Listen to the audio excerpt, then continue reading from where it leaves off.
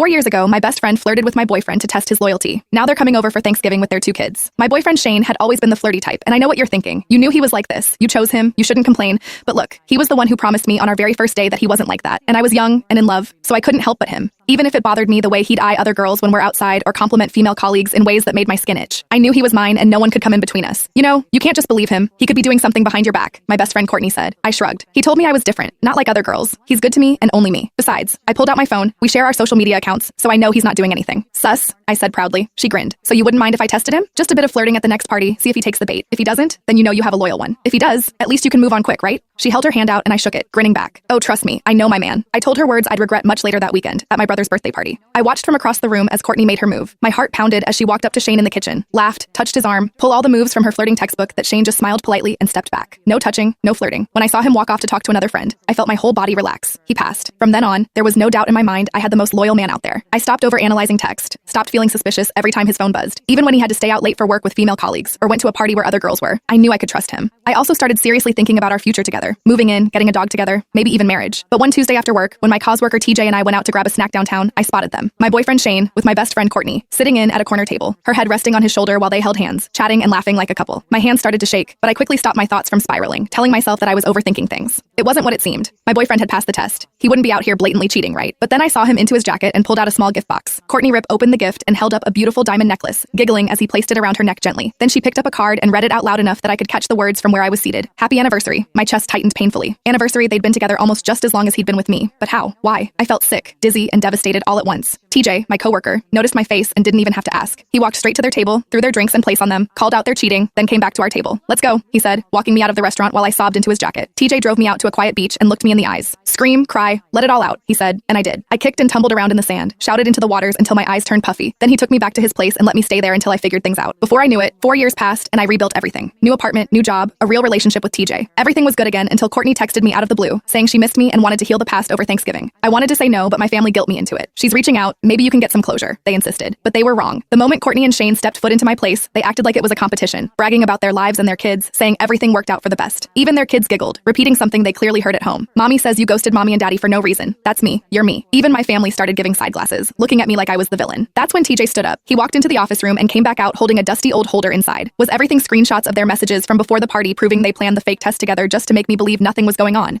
Photos of group chats where they mocked me for years afterward and proof that they'd both been cheating on each other throughout their entire marriage. Courtney and Shane immediately broke out into a fight, screaming at each other, throwing around furniture that wasn't theirs, wondering if the kids were even his. It was amazing. I looked at Courtney and Shane, still red-faced and trembling with rage, and smiled. Then I turned to their crying kids and asked calmly, so which parent are you two planning to stay with after the divorce? They cried harder,